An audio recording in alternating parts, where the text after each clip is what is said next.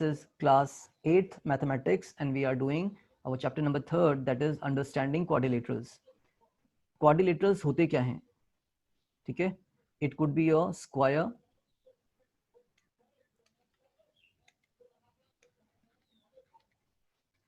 it could be a rectangle,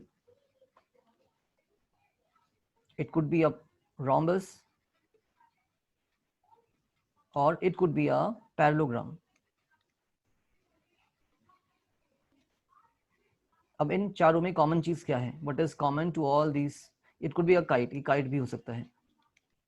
ठीक है, इनके बारे में हम देखेंगे बाद में, चैप्टर में डिटेल में जाएंगे जब। तो सिंपल सी बात है, जिसका भी चार साइड हो वो क्या होगा? क्वाड्रिलेटरल होगा। और साइड कैसी होनी चाहिए? इट मस्ट बी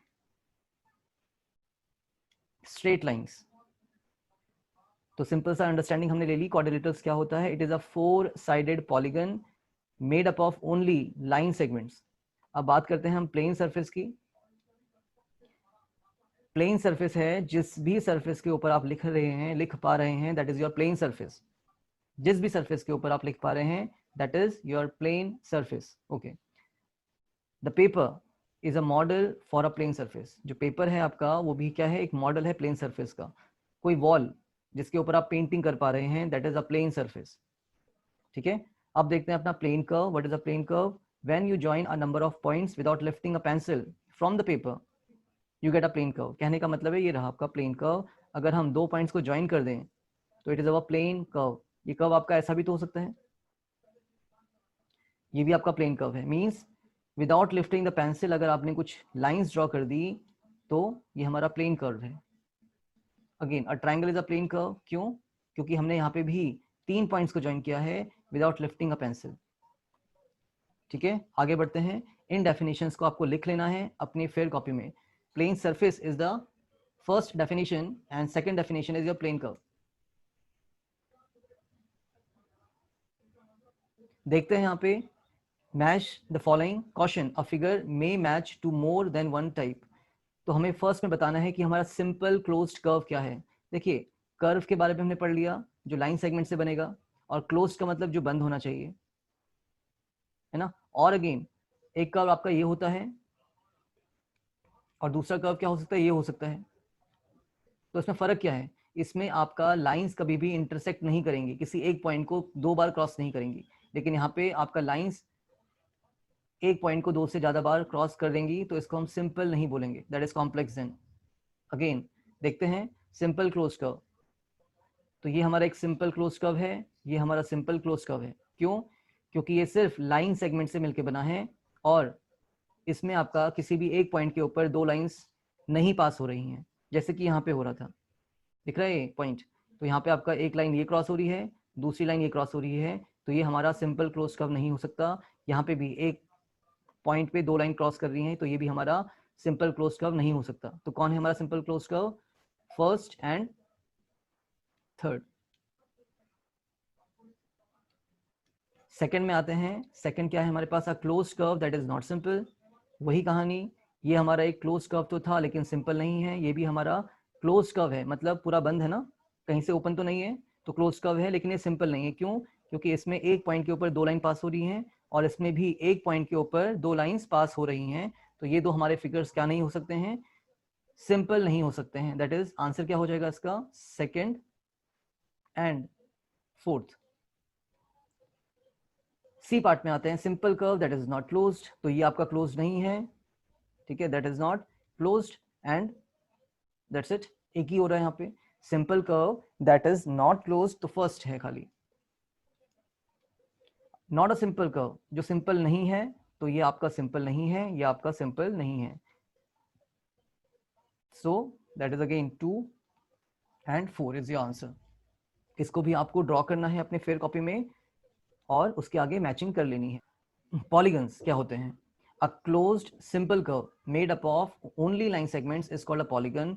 जो सिर्फ लाइन सेगमेंट से बने और क्लोज्ड हो, ठीक है, क्लोज्ड हो और सिर्फ लाइन सेगमेंट से, 1 2 3 4 line segments, 4 line segments, 4 line segments, तो सिर्फ लाइन सेगमेंट्स दिखाई पड़े और बंद हो, तो ये हमारे curves that are polygon. Curves that are not polygon, line segments तो हैं लेकिन एक पॉइंट के ऊपर दो लाइंस कट हो रही हैं, एक पॉइंट के ऊपर दो लाइन कट, इस पॉइंट के ऊपर भी दो लाइन आपस में कट हो रही हैं, और यहाँ पे तो ये क्लोज्ड ही नहीं है, so these are not our polygons. तो पॉलीगन्स कैसे हो सकते हैं? जो सिंपल सा लाइन सेगमेंट से बने। ये भी हमारा पॉलीगन नहीं हो सकता, क्यों? क्योंकि ये आपका लाइन सेगमेंट से नहीं बना है, that is a circle, a circle can't be a polygon. ठीक है, आते हैं डायगोनल्स पे। तो डायगोनल्स क्या होती हैं? डायगोनल्स होती हैं आपकी, अगर हम P को उसके अपोजिट वर्टेक्स से ज्वाइन कर दें, दैट इज R, तो हमें डायगोनल मिलता है। और आप ये भी कह सकते हैं जिसमें हमारा एक वर्टेक्स दूसरे वर्टेक्स को छोड़कर तीसरे वर्टेक्स को ज्वाइन करे, तो उस दो पॉइंट्स के बीच की लाइन को हम डायगोनल्स बोलते हैं। क्या बोला?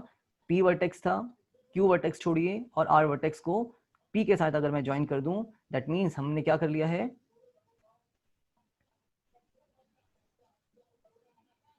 हमने डायगोनल्स को बना दिया है। सेम अगर मैं S और Q को ज्वाइन कर दूं, S के साथ P को छोड़कर Q पे जाइए, तो S Q को अगर हम ज्वाइन करेंगे तो दूसरा डायगोनल है। तो यहाँ पे हमारे पास दो डायगोनल्स आ रही हैं।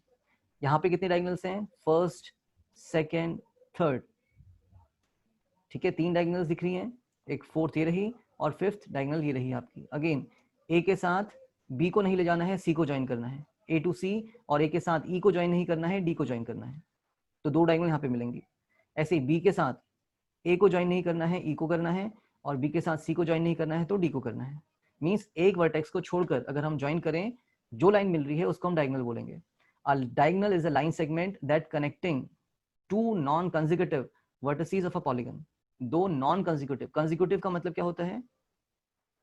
एक के बाद एक, जैसे A के बाद B आ रहा है तो इसको छोड़ दीजिए, C को ले जाइए, तो AC हमारा क्या होगा? डायगोनल। B के बाद क्या आ रहा है? C आ रहा है, तो C को छोड़ दीजिए, D को ले जाइए।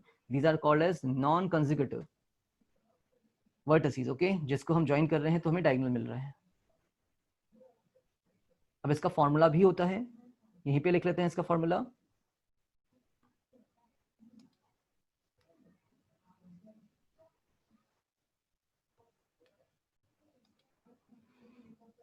नंबर ऑफ डायगोनल्स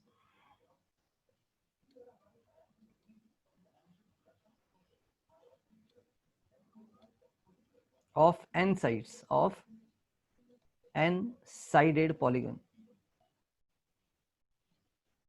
पहले फॉर्मूला समझिए, ये होता है n-3 और अपॉन में कितना? 2। इसको लिख लीजिएगा, याद कर लीजिएगा। Number of diagonals of n sided polygon कितना होता है? n-3 upon 2। यहाँ पे n क्या है? Number of sides. जैसे हम बात करते हैं for rectangle, for rectangle what is our n? n equals to कितना है? कितनी साइड्स होती है रेक्टेंगल में? 4 साइड्स होती हैं, 1 2 3 एंड 4। तो कहने का मतलब है नंबर ऑफ डायगोनल्स कितने होंगे? n कितना? 4, that is n ना 4, then n minus 3, that is 4 minus 3, and upon में कितना? 2। अपॉन में कितना आएगा? 2 आ जाएगा। तो कितना हो गया ये? 4 इंटू 4 minus 3 is 1, अपॉन में कितना? 2।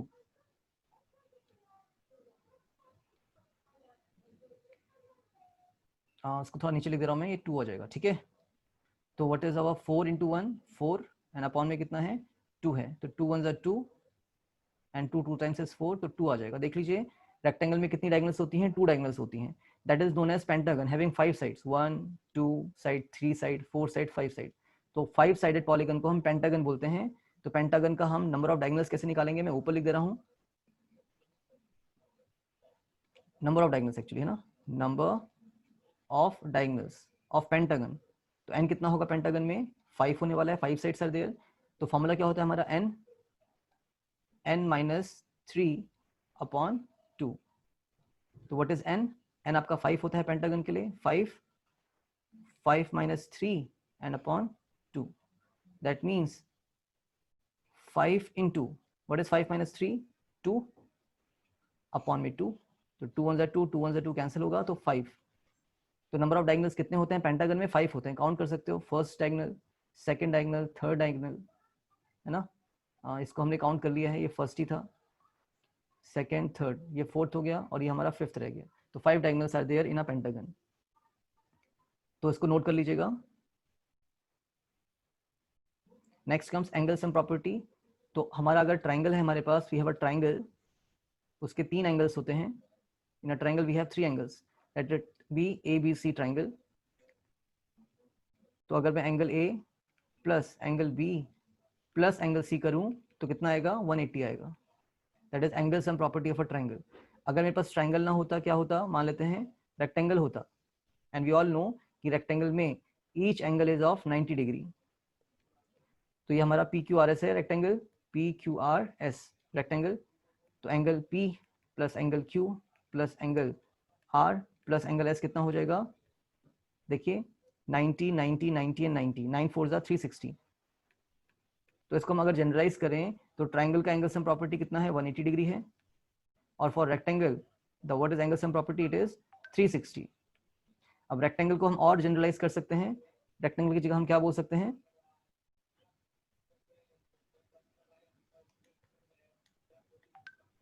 रेक्टेंगल की जगह बोल सकते हैं क्वाड्रिलेटरल। क्यों, क्योंकि rectangle is a quadrilateral having 4 sides. Quadrilateral Q U A D, quadrilateral का एंगल सम प्रॉपर्टी 360 होता है। ऐसे ही बढ़ते रहेगा, कोई डाउट नहीं होना चाहिए यहाँ पे। मान लो मेरे पास कोई भी एक क्वाड्रिलेटरल हो रहा है, एनी क्वाड्रिलेटरल, तो मैं क्या कर सकता हूँ, मैं इसके बीचों बीच लाइन ड्रॉ कर सकता हूँ। तो मेरे पास 2 ट्राइंगल आ गए, आई हैव 2 ट्राइंगल।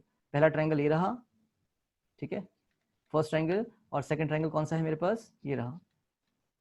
तो देखिए फर्स्ट ट्राइंगल का एंगल सम प्रॉपर्टी कितना होगा, 180, और दूसरे ट्राइंगल का भी कितना होगा, 180, इसका भी होगा। तो 180 प्लस 180 कितना हो गया, 360 हो गया। ठीक है, तो इतना समझिएगा कि एंगल सम प्रॉपर्टी क्या होती है। अगर हम एंगल्स को ऐड कर दें किसके, पॉलीगन के, तो हमें हमारा उस फिगर का एंगल सम प्रॉपर्टी मिल जाता है। तो इसको लिखा भी जा सकता है, angle sum property the sum of all the angles of a polygon is called the sum of all the angles of a polygon is called angle sum property, ASP, angle sum property। इन सबको आपको फिर copy में note करते हुए चलना है। Now we have some polygons. अगर हमारे पास 3 साइड होगी तो हमारा पॉलीगन का नाम ट्राइंगल होगा। 3 sided polygon is a triangle. देखिए 2 साइड से आप पॉलीगन नहीं बना सकते हैं क्योंकि ये बंद ही नहीं हो पाएगा। So minimum 3 sides are required for a polygon. कम से कम 3 साइड्स चाहिए किसी पॉलीगन को बनाने के लिए, तभी हमारा क्लोज्ड फिगर बन पाएगा। ठीक है, तो देखिए ट्राइंगल 3 साइड है आपका, तो इसके हम 2 चीज निकाल लेते हैं। पहला क्या निकाल लेते हैं, इसका डायगोनल, डायगोनल्स का नंबर ऑफ डायगोनल्स। फॉर्मूला क्या होता है, you must know, n minus 3 upon 2। और दूसरा हम निकालेंगे इसका angle sum property, ASP, angle sum property. ठीक है, तो देखिए इसमें हमारे पास n कितना हो जाएगा, 3, 3 minus 3 is 0, and 0 upon anything और into anything is 0।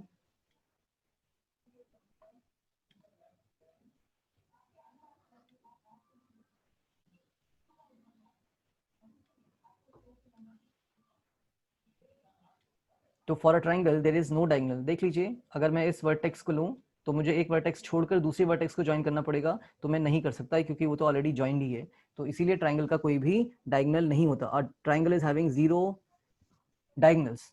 Second angle sum property, इसका भी एक फॉर्मूला होता है, मैं यहाँ पे लिखा दे रहा हूँ, n minus 2 into 180। For finding your angle sum property of any polygon आपको क्या करना है, n माइनस 2 इंटू 180 करना है। यहाँ पे n कौन है, n है आपका ये नंबर ऑफ वर्टेक्स बोलिए या साइड्स बोलिए, नंबर ऑफ साइड्स और वर्टिसेस। तो n इक्वल्स टू अगर 3 होगा तो रखिए फॉर्मूले में 3 minus 2 into 180, that is 3 minus 2 कितना हो जाएगा, 1, 1 इंटू 180 विल बी 180। ठीक है, ये सॉल्यूशन बार बार नहीं करेंगे, हम डायरेक्टली लेंगे इसको। सेकंड पे आते हैं, सेकंड क्या है आपके पास, क्वाड्रिलेटरल। तो n इक्वल्स टू कितना हो गया, 4 हो गया। A 4 sided figure is known as a quadrilateral. इसका नंबर ऑफ डायगोनल्स निकालना है, that is your formula n-3/2। तो n कितना है इसमें 4, ठीक है, रफ वर्क कर रहे हैं हम इसको, 4 है n, तो 4 - 3/2, again 4 into what is 4 - 3, it is 1, 4 bracket 1, तो that is 4 into 1 अपॉन में कितना 2, so it comes 2 answer, 2 ones are 2 and 2 times is 4। तो नंबर ऑफ डायगोनल्स कितने हो गए आपके 2 हो गए, किसमें क्वाड्रिलेटरल में। अब हम बात करते हैं किसकी, एंगल सम प्रॉपर्टी की। तो what is your formula for angle sum property, बताइए। ये होता है आपका n-2 upon sorry into 180, n-2 into 180, ये रहा फॉर्मूला। तो एंगल सम प्रॉपर्टी किसका निकालना है, क्वाड्रिलेटरल का। तो n की जगह आपको क्या रखना है, 4 रखना है, दैट इज साइड्स। तो 4 - 2 into 180, that means what is 4 - 2, it is 2, 2 into 180, और 180 इंटू 2 इज 18 2 36, तो 360 डिग्री हो जाएगा। Angle sum property of a quadrilateral is 360, मतलब इसके अगर हम सारे के सारे एंगल्स को ऐड कर दें इन डिग्रीज, सबको ऐड कर दें, तो उसका सम कितना आएगा, 360 आएगा। नेक्स्ट क्या है हमारे पास, we have a pentagon. Pentagon is having 5 sides, तो n इक्वल्स टू कितना हो जाएगा, 5 हो जाएगा। हमें क्या निकालना है, पहले नंबर ऑफ डायगोनल्स, तो कितना होगा, again the formula is n-3/2, तो रखिए 5, 5 - 3 2, तो 5 इंटू 2/2, 2 से 2 कैंसिल होगा, तो 5 आ गया। मैंने डायरेक्टली कर लिया है, आप इसको प्रैक्टिस कर सकते हैं। अगेन एंगल सम प्रॉपर्टी निकालना है, तो n-2 इंटू 180 होता है, व्हाट इज n, 5, 5 - 2 कितना 3, 3 इंटू 180 इज कितना हो जाएगा, 18 3 54, 540 degree. So for hexagon, hexagon means we have 6 sides, 6 sided figure हुआ तो हमारा हेक्सागन हम उसको बोलते हैं। तो हेक्सागन में कितना साइड्स है, 6। तो नंबर ऑफ डायगोनल्स कैसे निकालेंगे, n-3/2, तो 6 - 3 कितना हो जाएगा, 3/2। कहने का मतलब है 6 - 3 अपॉन में कितना है, 2 है। Again 6 into what is 6 - 3, that is 3/2, तो 2 3 6, and what is 3 3, it is 9। तो कितना आ गया number of diagonals, it is 9 for hexagon.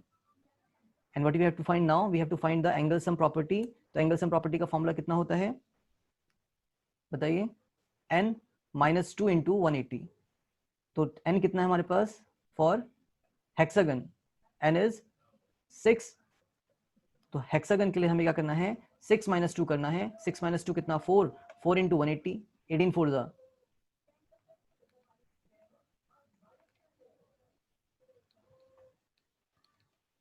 18 4 72, तो 720 आ जाएगा। इसी तरीके से आपको वर्क करना है, और क्या कर लेना है, हेप्टागन के लिए भी निकाल लेना है। For heptagon find the number of diagonals and angle sum property, octagon, nonagon और डेकागन के लिए भी निकालेंगे। What is octagon, a figure having 8 sides, nonagon a figure having 9 sides, and decagon a figure having 10 sides. और n gon क्या हो जाएगा, ऐसे ही चलता रहेगा। मान लो 11 साइड्स हो जाती, तो क्या बोलते हैं इसको हम, 11 गन बोल देते हैं, दैट इज 11 गन, ठीक है। अगर 13 साइड्स हो जाती तो 13 गन, 100 साइड्स होगा तो 100 गन बोल देंगे, 100 गन, दैट्स इट। हमारे पास फॉर्मूला ही, हम कुछ भी निकाल सकते हैं। तो इस चीज को आपको क्या करना है, अपने फिर कॉपी में नोट कर लेना है। यू हैव टू मेक 4 और 5 columns. First column for number of vertices, पहला कॉलम किसके लिए बनेगा आपका, नंबर ऑफ वर्टिसेस के लिए बनेगा। दूसरा कॉलम क्लासिफिकेशन के लिए, कि हम इसका नाम क्या दे रहे हैं। थर्ड फिगर बना दीजिएगा। फोर्थ में क्या करना है आपने, we have to draw, we have to find number of diagonals with the formula, and next क्या करना है, number of sorry angle sum property. तो कुछ ऐसे आप कर लीजिएगा इसको।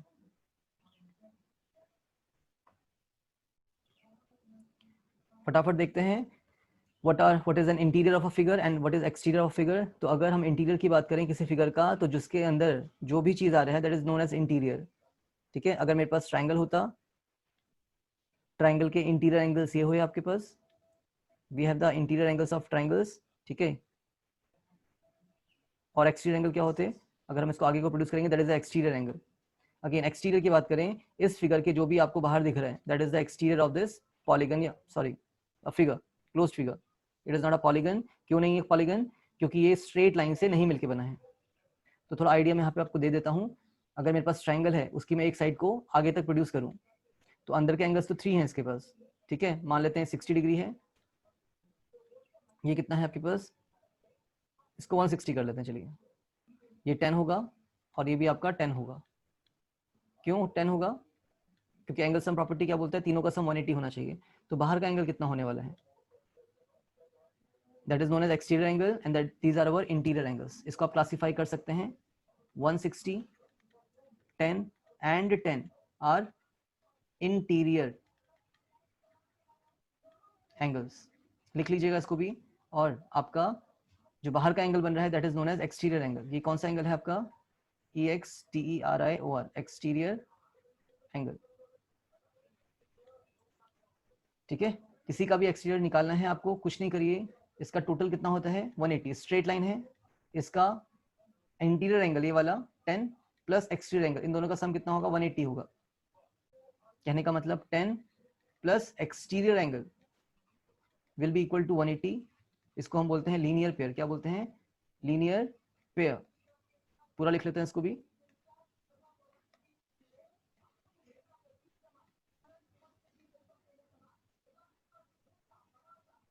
लीनियर पेयर मींस जो सप्लीमेंट्री एंगल दें आपको एडिशन के बाद उनको हम लीनियर पेयर बोलते हैं। तो यहाँ पे 10 प्लस एक्सटीरियर एंगल करेंगे तो 180 आएगा। तो आप यहाँ से एक्सटीरियर एंगल को कैलकुलेट कर सकते हैं। कितना हो जाएगा 180 minus 10। So what is 180 minus 10? That is 70 degree. Actually 170 degree. Okay. तो यहाँ पे एक आइडिया मिला होगा आपको कि एक्सटीरियर क्या होता है, इंटीरियर क्या होता है। इसको भी नोट करिएगा, फिगर बनाइए और पूरा लिखिएगा। Convex and concave polygon.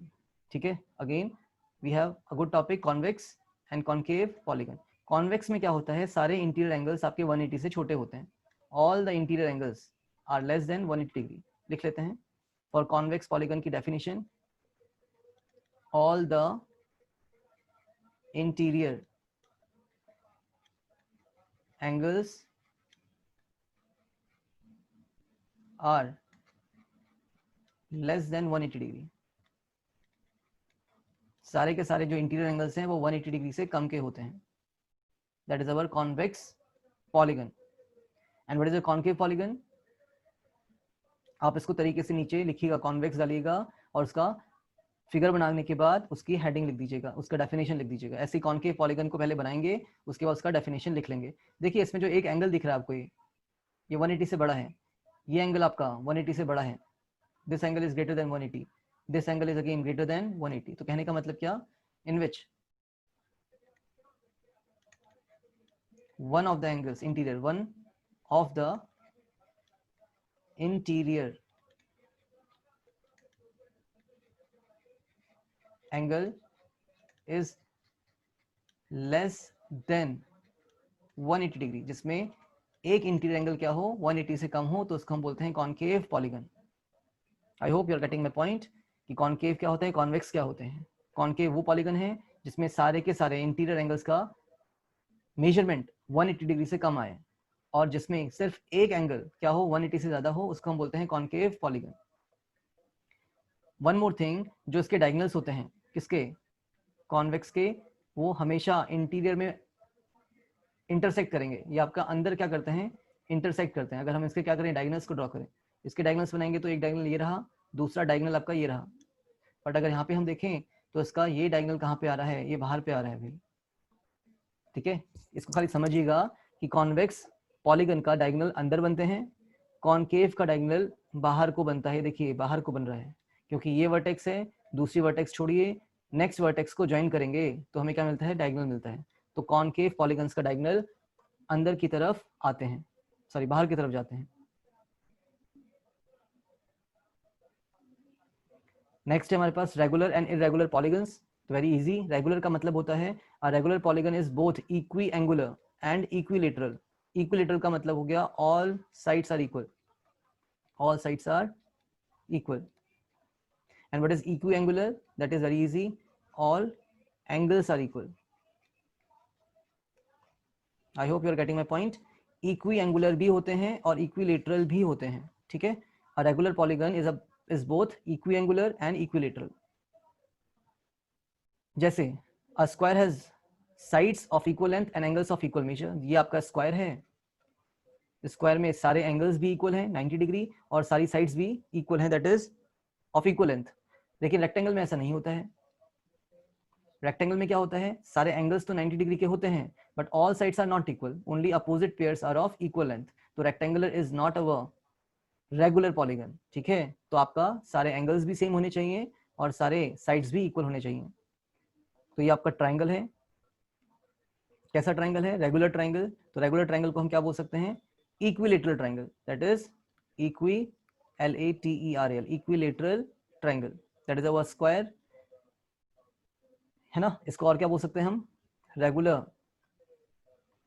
Quadrant भी बोल सकते हैं, QUADRANT, ठीक है। A regular quadrant is a square, a regular quadrant is a square, a regular triangle, a regular triangle is a equilateral triangle, ठीक है। ये आपका इक्विलेटरल ट्राइंगल भी है, जिसको हम कॉमनली क्या बोल सकते हैं, रेगुलर ट्राइंगल। ये हमारा रेगुलर क्वाड्रिलेटरल है। What is quadrilateral, quadri, spelling गलत कर दी मैंने यहाँ पे, DRILATERAL, क्वाड्रिलेटरल। रेगुलर क्वाड्रिलेटरल हमारे स्क्वायर्स होते हैं, that is your regular pentagon, regular hexagon and so on. हम सिर्फ क्या जोड़ देंगे उनके आगे, रेगुलर वर्ड यूज कर देंगे। तो what it means to say a polygon is regular, it means it is both equiangular and equilateral. इसको आप जरूर करिएगा अपने फेयर में। यहाँ पे सिर्फ एक एंगल दिख रहा है 90 डिग्री, तो ये कुछ भी हो सकता है, हमें we don't know the angles, तो we can't say the angles are equal, so it is not our regular polygon, not a regular polygon, not a regular polygon. बस इतना ही है। अब नेक्स्ट टॉपिक हमारा रहेगा एक्सरसाइज को कंप्लीट करना, that is exercise 3.1।